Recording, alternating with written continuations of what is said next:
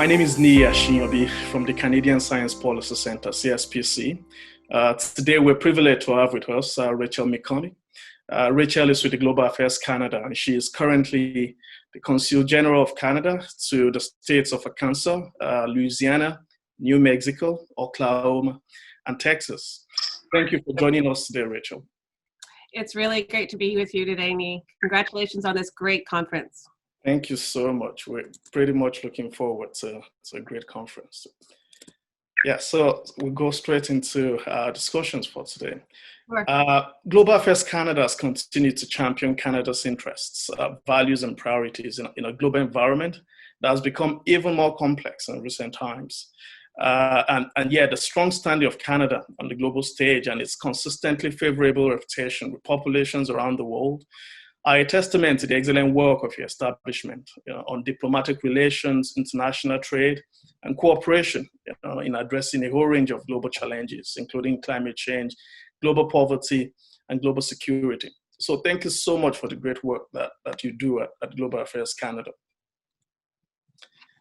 Looking at the recent history of Global Affairs Canada, and particularly the last 20 years, what are some of the remarkable shifts in the priorities of your work that you're able to discuss with us today? Thank you so much for that kind introduction to Global Affairs Canada. It's indeed really an honor to represent our country and our government internationally and promote Canada's values, whether it's about human rights, evidence-based decision-making, science, trade, humanitarian efforts. It's really an honor. And I think, we talk about the last 20 years, but I think it's amazing to think that our first foreign ministry was actually above a small office in Ottawa, and it was only a few people, and it grew, and now we have, as you mentioned, we have the diplomatic pillar, but also in 1982 we merged with the Canadian Trade Commissioner Service, and I think that's a really important thing to remember. So we have that business part of the equation and the trade policy agenda as well. So we have development, foreign policy, security, and trade all together, and I think that really positions us well to tackle these complicated issues, which of course don't belong in any one of those silos. So looking back over the past 20 years, absolutely, we've been front and center.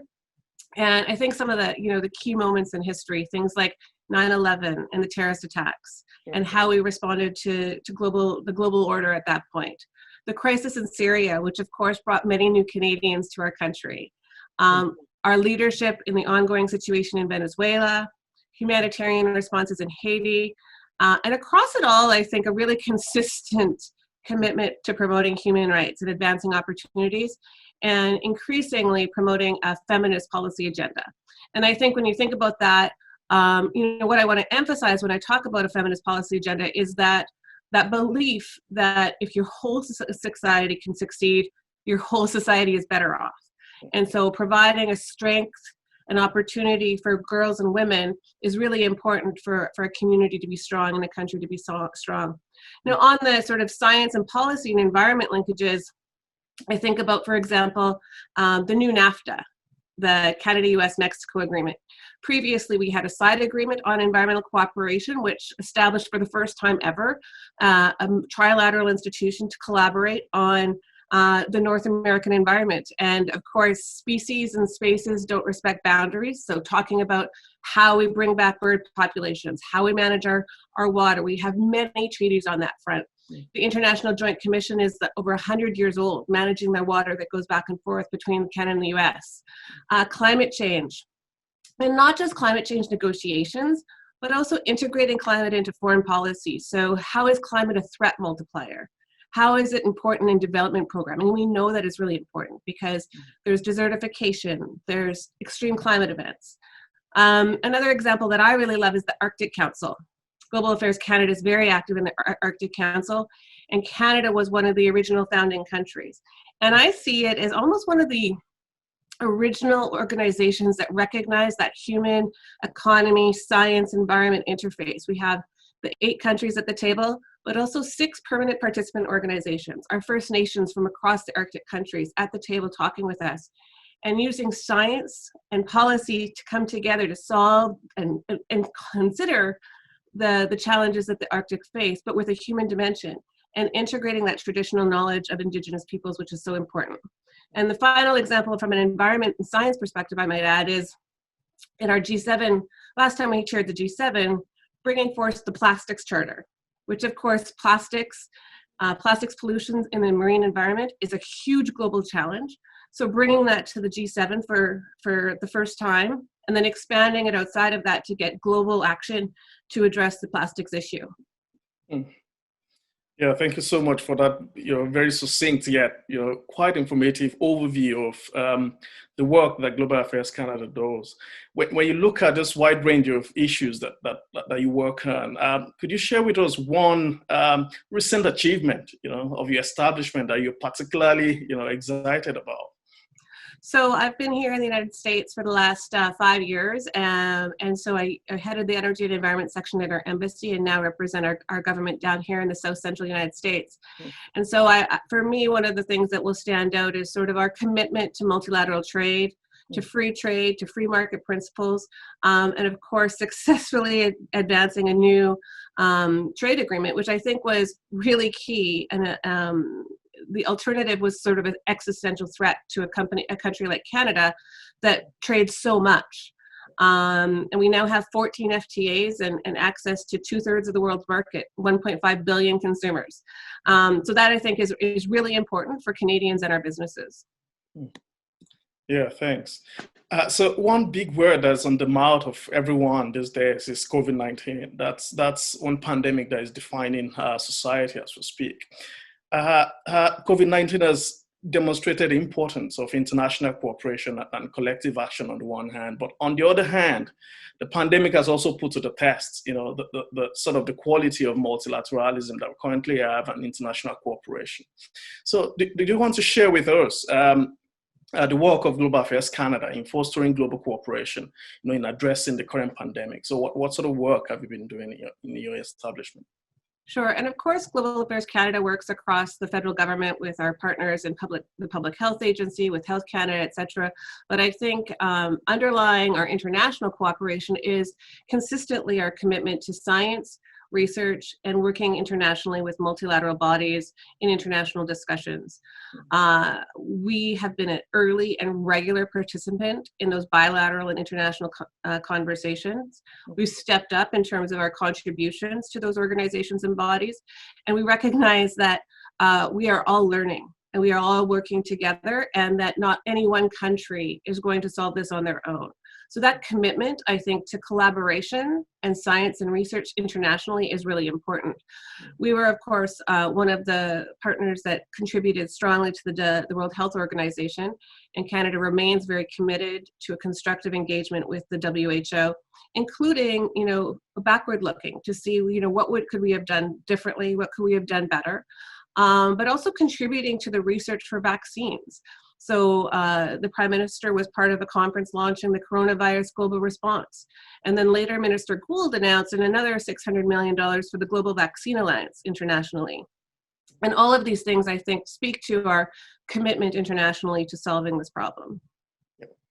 Yeah, thanks. So when you think of this work on addressing the global pandemic that we're currently in, what are some of the lessons that are emerging in terms of how we address, crisis like this in the future? What lessons are emerging?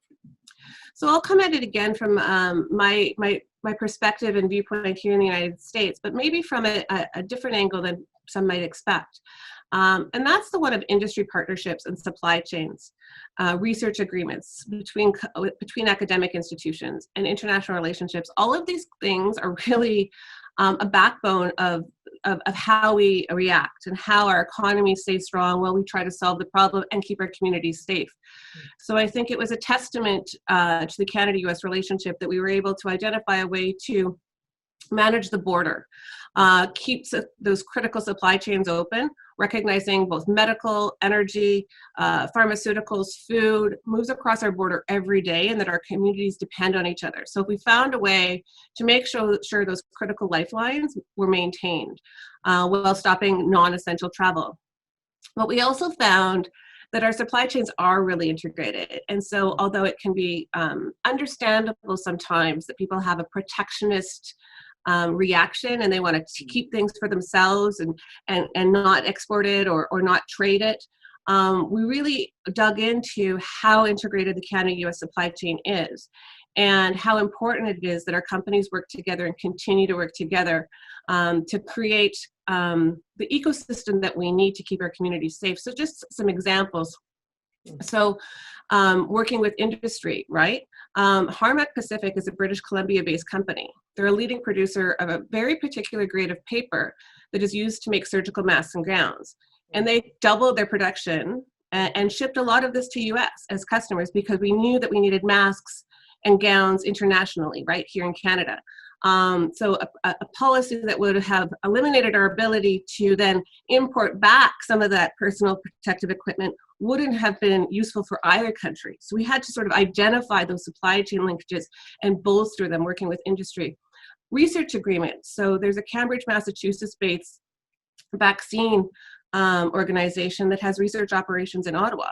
And they're helping to develop the next generation infectious disease and vaccines to develop a candidate for the solution that we are all searching for. And I think there's so many examples like this. And so our trade commissioners, our foreign policy experts are really identifying ways that we can bring academics together, identify supply chain vulnerabilities, and solve them very quickly. And I think that's been a really important lesson learned, especially here in North America. Yeah, great, thanks. So moving on to another set of topics that are quite central to the way we think about, society globally, energy and the environment. So these are two interlinked areas that will continue to be relevant, that will continue to be a top priority globally. So in what ways do you think Canada could sort of provide leadership, in these areas in terms of the future of energy and the environment? So what ways could Canada give leadership in these areas? Thank you. And this is an area that's definitely near and dear to my heart. My entire career really has been about that integration of the economy and the environment together. I think Canada has shown a lot of leadership in a number of ways from a policy perspective. We now have the Pan-Canadian Framework for Clean Growth and Climate Change, and I always talk about the fact that that clean growth element is really important. It's not just about solving an environmental problem, it's about having a strong economy, jobs, and prosperity for our communities. A big pillar of that is carbon pricing.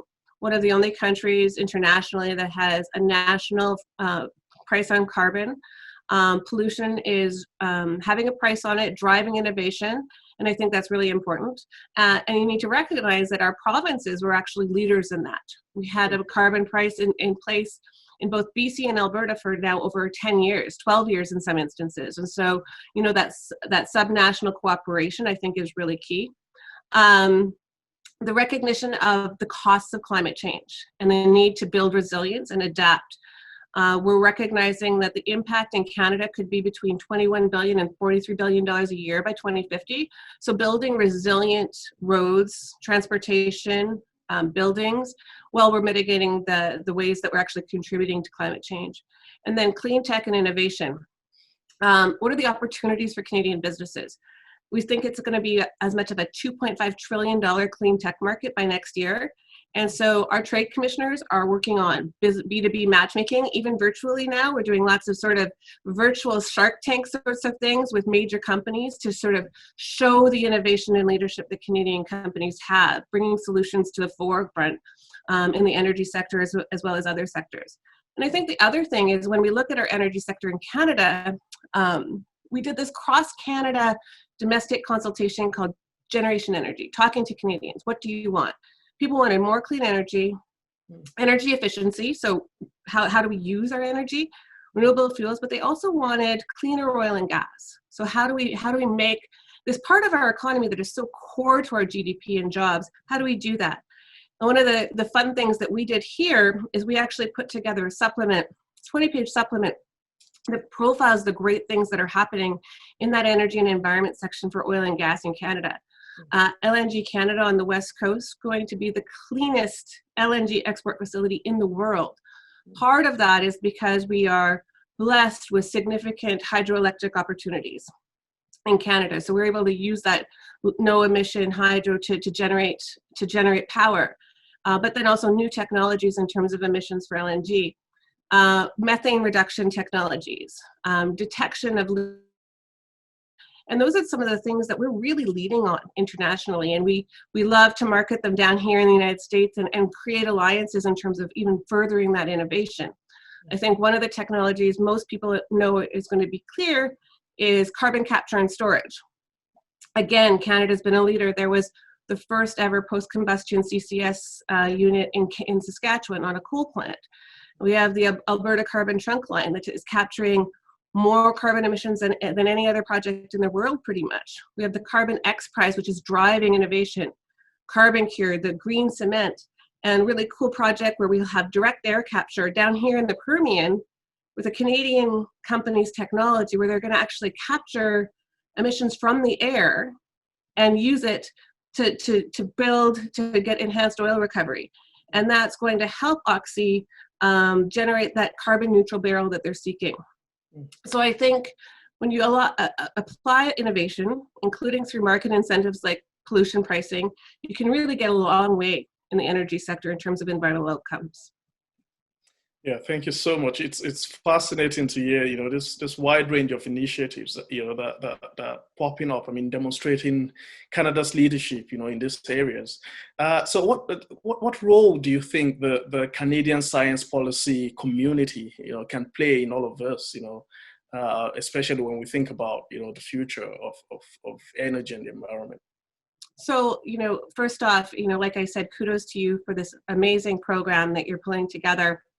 And I think conferences like this can serve multiple roles, but I think importantly, the ability to translate the content, the science and the data and the information into policy for policymakers, that translation, that accessibility of science and research into like how concretely do we advance this? Providing these forums to have that conversation, I think is so important. I also think it brings the best and the brightest from outside Canada to share their knowledge and expertise. We learn from each other, and I'm really excited about the New Mexico panel that's coming up. And that's a really good example of how energy and resources and environmental sustainability all come together and take us to outside of Earth in terms of space exploration and sort of that other frontier that we're all looking at. So I think that these types of conferences are important for knowledge, understanding, relationships, but also economic growth.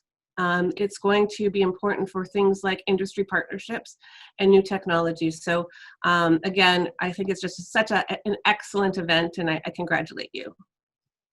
Yeah, thank you so much, Rachel, for your time.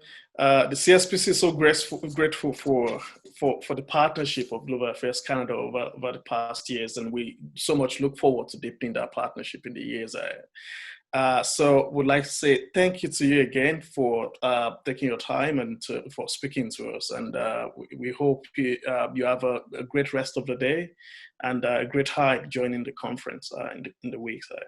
Thank you so much, Nee.